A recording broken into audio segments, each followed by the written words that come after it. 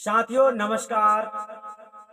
आज हम आप लोगों को बतलाएंगे वास्तविक सत्य मुक्ति क्या है। जी हाँ साथियों, आप लोगों ने बहुत सारे सत्संग देखे होंगे, परंतु आपको इस प्रकार से बतलाने वाला कोई नहीं मिला होगा। क्या यही कि सत्य मुक्ति क्या है वास्तविक में, सच में। तो ऐसा मत समझना कि हम तुम्हें किताबी ज्ञान बता रहे हैं, बिल्कुल नहीं। किताबों से परे हम आपसे डायरेक्ट ही बात कर रहे हैं और मुक्ति का पूर्ण अनुभव के साथ ही हम आपको जानकारी दे रहे हैं। अब आपको जानना है कम शब्दों में कि सत्य क्या है। ठीक है, सत्य मुक्ति क्या है। मुक्ति की बात करने वाले लोग बात करते हैं सारी जिंदगी, मुक्ति के बारे में लोगों को समझाते हैं, लेकिन पता चलता है कि वो खुद भी नहीं समझते हैं। ऐसा क्यों होता है साथियों? ऐसा इसलिए होता है क्योंकि आप समझ नहीं पाते हैं, बिना समझे ही उसे सच मान लेते हैं। तो आज आपके अंदर से ये भ्रम खत्म होने वाला है, क्योंकि हम आज इतनी गहराई में जाकर बताएंगे, इतनी गहराई में कि आपको समझने से कोई नहीं रोक सकता है। और जैसे ही आप समझ जाओगे वैसे ही आपके अंदर का भ्रम नष्ट हो जाएगा, खत्म हो जाएगा। तो चलिए जानते हैं सत्य मुक्ति, वास्तविक सत्य मुक्ति क्या है। मुक्ति की बात तो सब करते हैं, वास्तविक सत्य को पहले जानो। साथियों, आपके बॉडी के अंतर्गत अनेक पार्ट, अब क्या, अनेक पार्ट मतलब अनेक भाग है ना। हाथ अलग, पैर अलग, पेट अलग, पीठ अलग, ये सब आपके गर्दन अलग, आंख अलग, नाक अलग, कान अलग, ये सब पार्ट, सभी पार्ट है ना। और ये सभी पार्ट मिला के एक शरीर बना हुआ है, एक शरीर, समझे। अब आपको समझना है कि ये जो शरीर है, ये पार्ट जो है सभी नकली है, डुप्लीकेट है, पुतला है। ठीक है, अब चलते हैं वास्तविक सत्य पार्ट की ओर, जिसको हम सूक्ष्म शरीर कहते हैं। ठीक है, चलते हैं। अभी जीव वाला पार्ट देख लो। जीव कौन है ना। तो सबसे पहले आपको जानना होगा इसके अंदर जो आत्मा है, ठीक है, आत्मा है, उसको जो कपड़ा पहनाया गया है, सूक्ष्म सृष्टि उसको कहते हैं। इसी प्रकार का शरीर साथियों, जिस जीव के अंदर, मतलब कोई गधा है तो वो सपने में अपने आप को गधा देखता होगा, अपने सूक्ष्म शरीर को। मतलब गधा भी सपना देखता है, कुत्ता भी सपना देखता है। तो कुत्ता अपने आप को सोने के बाद में जब सपने में वो अपने आप को कहीं देखता होगा कि मुझे कोई पकड़ रहा है, कोई मार रहा है, कोई दौड़ रहा है, तो कुत्ता जो है अपने आप को, अपने आप का शरीर जो है कुत्ते के समान देखता है सोने के बाद। जैसे आप लोग सोने के बाद कहीं ना कहीं चले जाते हो, घूमते हो, दृश्य देखते हो और चले आते हो, तो वो जो शरीर है वो शरीर आत्मा का कपड़ा है। ठीक है, और वो शरीर जो है शक्ति स्वरूपी शरीर है। ध्यान रखना, शक्ति से जिसे प्रकट करना, ये अष्ट सिद्धियों का काम है। ठीक है, जिसने स्वरूप दिया, स्वरूप शक्ति से आपको भ्रमित कर दिया, क्योंकि आप अभी वास्तविकता में ये नहीं जानते हैं कि मैं हूं कौन। जब आज तक आपने यही नहीं जाना कि मैं कौन हूं, तो क्यों मुक्ति के लिए दौड़ते हो? मुक्ति के लिए दौड़ते क्यों हो? पहले ये तो जान लो मैं हूं कौन, है ना। जब तक आप ये नहीं जानोगे तब तक मुक्ति कैसे होगी? और जिस दिन आप ये जान लोगे कि मैं हूं कौन, तो मुक्ति की कामना खत्म हो जाएगी, क्योंकि तुम मुक्त हो। समझ रहे हो? मुक्त कैसे हो? तुम्हें किसी ने पकड़ के नहीं रखा है, तुम्हें लोग बांध रहे हैं। कौन बांध रहा है? जो लोग, जिन लोगों के तुम सत्संग सुनते हो, ये सब लोग तुम्हें बांध रहे हैं।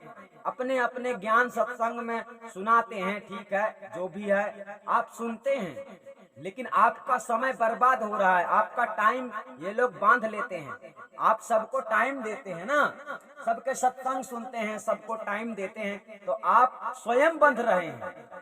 आपको कोई बांध नहीं रहा, तुम स्वयं बंधे हुए हो, ठीक है, स्वयं से बंधे हो। अब यहाँ समझो कि जब तुम स्वयं से बंधे हुए हो तो छूटोगे कैसे? स्वयं से ही छूटोगे। तो तुम्हें यही नहीं पता चलता है कि बंधन क्या है और सत्य मुक्ति की बात करते हो। तो आज हम वही डिटेल से बतलाने वाले हैं कि सत्य मुक्ति क्या है और सत्य क्या है ना। तो इस शरीर के अंदर एक आत्म तत्व जो है, एक तिनका आत्म तत्व, एक तिनका है ना। समस्त संसार में सभी जीव मोक्ष पाना चाहते हैं, परंतु दुर्लभ है उनके लिए, क्योंकि वो जब तक मनुष्य का तन प्राप्त नहीं करते तब तक तो उनके अंदर ये केवल कामना चलती है कि हमको भी मनुष्य का तन मिल जाए, हमको भी मनुष्य का तन मिल जाए। बेचारे तड़पते रहते हैं, जैसे तैसे उनका जीवन गुजरता है। परंतु जब मनुष्य आप बन जाते हैं तो बहुत ही विचार करना है मुक्ति के मार्ग में, जल्दीबाजी नहीं करना है, धैर्यता से आपको काम लेना है, बहुत धैर्यता से, क्योंकि इस मार्ग में आपकी थोड़ी सी लापरवाही फिर से दुख रूपी समुद्र में ढकेल सकती है। इसलिए ये कार्य को बड़ा खतरनाक समझकर करना है। इतना इजी नहीं है, इतना आसान नहीं है, इतना सरल नहीं है ये मुक्ति वाला कार्य। सत्य मुक्ति की बात चल रही है ना। सत्य को आप जानते नहीं हो और सत्य को तुम मानते भी नहीं हो, सत्य में चलते भी नहीं हो, सत्य को पकड़ते भी नहीं हो, तो बताओ आपको मुक्ति होगी कैसे? सत्य मुक्ति आपको कैसे मिलेगी? सत्य बातें स्वीकार नहीं हो रही, सतगुरु की आपको शरण नहीं लेना है, सतगुरु कबीर के अनुसार ज्ञान को नहीं समझना है, मनमानी करना है, तो कैसे सत्य मुक्ति प्राप्त होगी?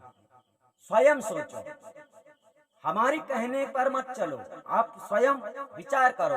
अगर आपसे गलती हो रही है तो हम आपके गलतियों में से पर्दा हटाकर दिखा रहे हैं कि देखो कहीं तुम्हारे में कमी तो नहीं। अगर कमी है तो उसे सुधारो। सत्य मुक्ति बोलने वाली वस्तु नहीं है, सत्य मुक्ति समझने वाली वस्तु नहीं है। सत्य जब आत्मा, ये आत्मा सत्य है इस शरीर के अंदर, बाकी सब कुछ असत्य है इस शरीर के अंदर। इस शरीर के अंदर क्या क्या असत्य है जानते हो? जब आत्मा को ज्ञान हो जाता है ना तो ये अज्ञानी जीव का नाश हो जाता है, ये मर जाता है, अज्ञानी जीव मर जाता है, मन मर जाता है, माया मर जाती है। जीते जी जब आत्मज्ञान होता है तब तो आत्मा कौन है? सत्य है, और वही उसी को छुड़ाना है, उसी तिनके को इस संसार से छुटा के परमात्मा में समर्पण कर देना है। तो आपके अंदर समर्पण होता नहीं है, समर्पण आपके अंदर है नहीं। आप लोग किताबों में उलझे नाना प्रकार के ज्ञानियों के महासत्संगों को सुनते हैं। आजकल आपको पता नहीं चलता है कि गली गली साहेब घूम रहे हैं। साहेब सत्ता कभी घूमने वाली है? जिनको ज्ञान ही नहीं है, नाम के पीछे साहेब लगा देते हैं, इतनी बड़ी पदवी इनकी स्वयं की हो गई है।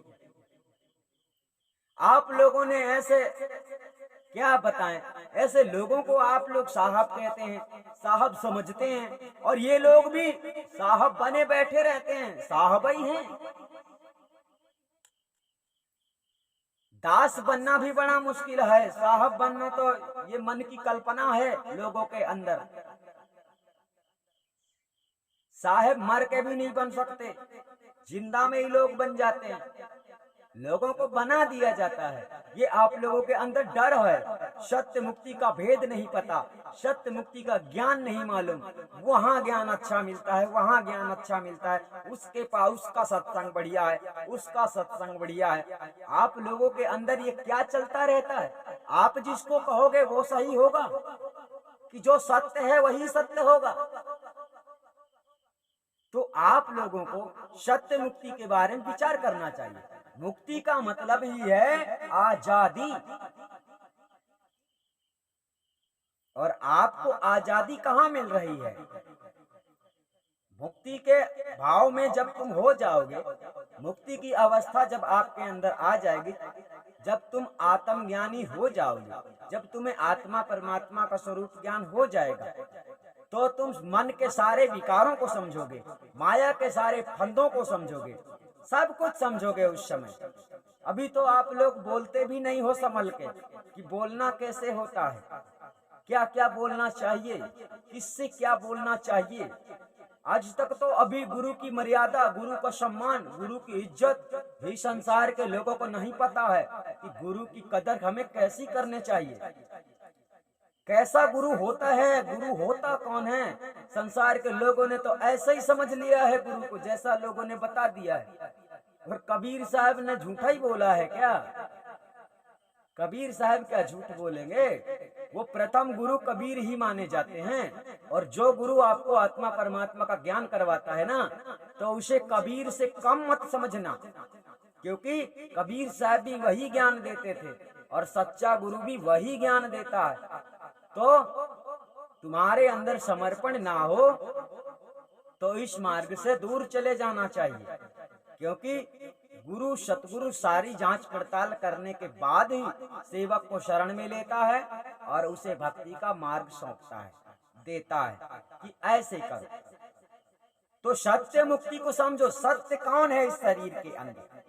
अब वही बात है कि सत्य तुम हो, यानी तुम्हारी स्वयं का मतलब तुम्हारा जो चेतन स्वरूप है, आत्म स्वरूप है, जो निर्मल शुद्ध है, बिल्कुल शुद्ध। अब वो आपका आप स्वयं को जानते नहीं हो, ये समस्या है। तो बस खपड़ी को जानते हो, मंत्रों को जानते हो, किताबों को जानते हो, गुरु को जानते हो, दुनिया को जानते हो, है ना? ध्यान करना है जानते हो, खाना पीना खाना है जानते हो, सब कुछ करते हो, पर ये नहीं जानते हो कि मैं कौन हूँ। तो आपके अंदर अंतर्गत, शरीर के अंतर्गत हृदय में विराजमान जो जीव होता है, यह एक शक्ति स्वरूप है। और उसी शक्ति स्वरूप का नमूना जड़ मिथ्या शरीर है, समझे? उसी का नमूना, समझे? तो ये नमूना तो खत्म ही है। ये नमूना का निर्णय यही हो जाता है, कैसा तुमने कर्म किया वैसा तुम्हें फल मिलता है। और उस शक्ति जो स्वरूप है, जो आपके अंतर्गत जीव है, उसका स्वरूप का निर्णय कहाँ होता है? यमराज के दरबार में। क्या कर्म तुमने किया है, कैसा किया है, क्या कर रहे हो, क्या किया क्या नहीं किया, ये निर्णय उसका वहां होता है, यमराज के दरबार में। अब लोग ऐसी बात नहीं समझते हैं, डायरेक्ट उड़ जाते हैं, सीधे मतलब मुक्ति में पहुंच जाते हैं। ख्याल कुछ भी नहीं है कि होने वाला क्या है। अर्थात जब तक आपको ये बात ज्ञात ना हो जाए कि सत्य क्या है, तब तक मुक्ति की बात, मुक्ति की कामना अपने अंदर से हटा देना चाहिए। मतलब अगर आपको ऐसा लगता है कि हम मुक्त हो गए, एक बार कबीर गुरु ज्ञान चैनल में जाके बीजक देखो, और बीजक देखने से तुम्हें पूरा अगर पता ना चल जाए तो हमको बताएं।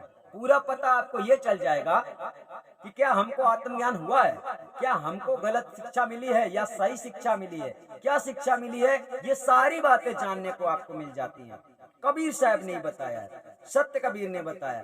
तो सत्य मुक्ति अगर प्राप्त करना चाहते हो तो सत्य का साथ दो, गलत का साथ छोड़ दो। सत्य को पकड़ो, सत्य को जानो, मानो मत, पहले जानो, ठीक है? जब आप जान लेते हो सब कुछ, जब आप जान लेते हो तो समझ लेते हो कि मैं क्या हूँ। जब तक आपको ये नहीं पता चलता कि मैं कौन हूँ, तब तक तुम मुक्त कहाँ हो।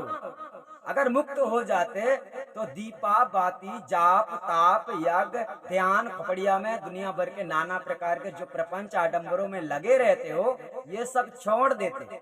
मतलब ये आवश्यक नहीं है। आत्मा परमात्मा का ज्ञान होने के बाद में केवल रह जाता है जीवन की रहनी और गहनी।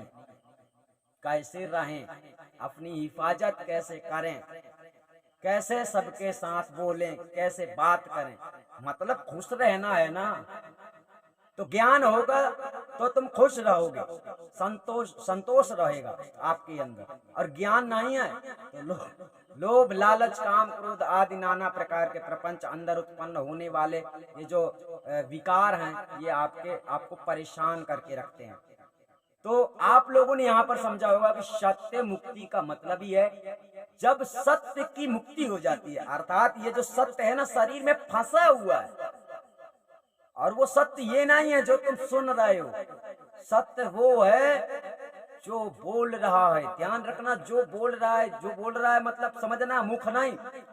जहां से ये शब्द प्रकट हो रहा है, ये शब्द के बारे में अभी आपको पता नहीं है कि ये कहां से प्रकट हो रहा है। ये शब्द जहां से प्रकट हो रहा है, अगर आपको उसका भेद मिल जाए, उसको अगर तुम जान लो, तो सत्य को जान गए। सत्य को जान गए तो सत्य अपने सत्य स्वरूपी समुद्र में ठहर जाएगा। कौन समुद्र में? पारब्रह्म परमात्मा स्वरूपी समुद्र में। ठीक है, तो आपने इस वीडियो में समझा होगा। और हम तो बारंबार कहते हैं, जिसे भी थोड़ा भाई भ्रम है, कहीं आपको गलत मार्ग में तो नहीं चलाया जा रहा, तो कबीर गुरु ज्ञान चैनल में जाकर आपको बीजक की वाणियां देखना चाहिए साहब की, और जांच पड़ताल ये करना चाहिए कि हमको जो ज्ञान मिला है, मतलब आपको जो ज्ञान मिला है, क्या वो सही है या फिर गलत है।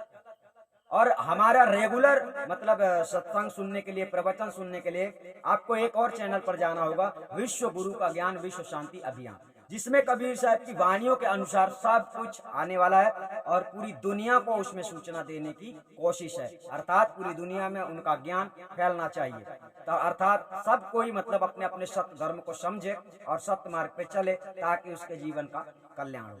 तो साथियों, आप लोग समझ गए होंगे। हम आपसे फिर मिलेंगे, तब तक के लिए धन्यवाद।